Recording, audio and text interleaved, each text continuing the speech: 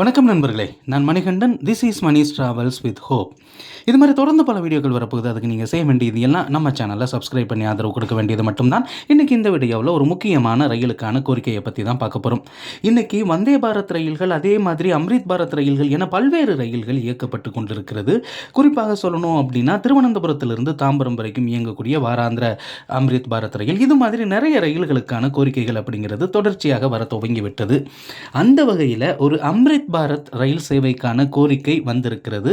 அது சென்னை சென்ட்ரலில் இருந்து புறப்பட்டு காட்பாடி வரைக்கும் வந்து, காட்பாடியில் இருந்து திருவண்ணாமலை விழுப்புரம் வழியாக வந்துட்டு, அதுக்கப்புறம் அந்த ரயிலானது திருச்சி, திண்டுக்கல், மதுரை வழியாக திருச்செந்தூர் வரைக்கும் செல்ல வேண்டும் அப்படிங்கிறது தான் அந்த ரயில் கோரிக்கை.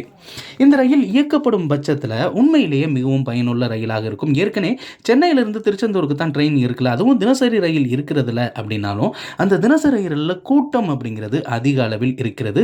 சென்னை எழும்பூரில் இருந்து இப்போது தாம்பரத்தில் இருந்து புறப்படக்கூடிய அந்த ரயிலானது விழுப்புரம் வரைக்கும் வந்துட்டு, விழுப்புரத்தில் இருந்து தஞ்சாவூர், கும்பகோணம் வழியாக பயனுள்ள ரூட்டில் போய் அதுக்கப்புறம் திருச்செந்தூருக்கு செல்கிறது.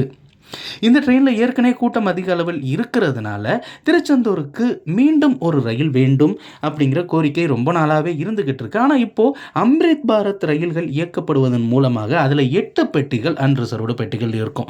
இப்போது இயக்கக்கூடிய இந்த ரிசர்வ்டு வகையிலான பெட்டிகளில் 4 அன்ரிசர்வ்டு பெட்டிகள் தான் இருக்கும். இப்போ 8 பெட்டிகள் கொண்ட அன்ரிசர்வ்டு பெட்டிகள் இருக்கிறதுனால இந்த ரயிலானது திருச்செந்தூரில் இருந்து புறப்பட்டு திருவண்ணாமலைக்கு செல்வதற்கு ஒரு கனெக்டிங் அப்படிங்கிறது இருக்கிறது. அதே மாதிரி திருவண்ணாமலையிலிருந்து சென்னை செல்வதற்கும் ஒரு வசதியான ட்ரெயினாக இருக்கும்.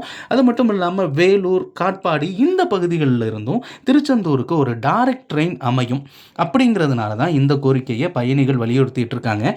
ஏற்கனவே ஒரு எக்ஸ்பிரஸ் ரயில் இந்த ரூட்டில் விடணும் அப்படின்னு கோரிக்கை அப்படிங்கிறது இருக்கிறது. இப்போது அம்ரித் பாரத் ரயில்கள், சாதாரண வந்தே பாரத் ரயில்கள் இயக்கப்படுவது அதிகரித்திருப்பதால் நிச்சயமாக இந்த ரூட்டில் இந்த ரயில் வேண்டும் அப்படிங்கிற கோரிக்கை வலுக்க துவங்கி இருக்கிறது. நிச்சயமாக ரயில்வே நிர்வாகம் அதை மனசில் வைக்கணும். மனசில் வச்சு அதற்கான நடவடிக்கைகளை மேற்கொண்டு தொடர்ச்சியான புதிய அம்ரித் பாரத் ரயில்கள் அறிமுகப்படுத்தப்படுவதை வழக்கமாக கொண்டிருக்கக்கூடிய அரசாங்கம் இந்த ரயிலையும் இயக்கினால் உண்மையிலேயே பயனுள்ளதாக இருக்கும். இதற்கான முதன்மை பராமரிப்பு சென்னையில் மேற்கொள்ளப்படுவதனால பிரைமரி மெயின்டெனன்ஸ் சென்னை அப்படிங்கிறதுனால, செகண்டரி மெயின்டெனன்ஸ் திருச்செந்தூர் அப்படிங்கிறதுனால பாசிபிலிட்டி அப்படிங்கிறது அதிக அளவில் தான் இருக்கிறது. நம்ம கையில் எதுவும் இல்லை. கோரிக்கையை மக்கள் சொன்னாங்க, நம்ம சொல்லியாச்சு. அதற்கான தீர்வை ரயில்வே தான் சொல்லணும். இது மாதிரி தொடர்ந்து பல ரயில்வே அப்டேட்டுகள் உடனுக்குடன் நம்ம சேனலில் வந்து சேர இருக்கிறது.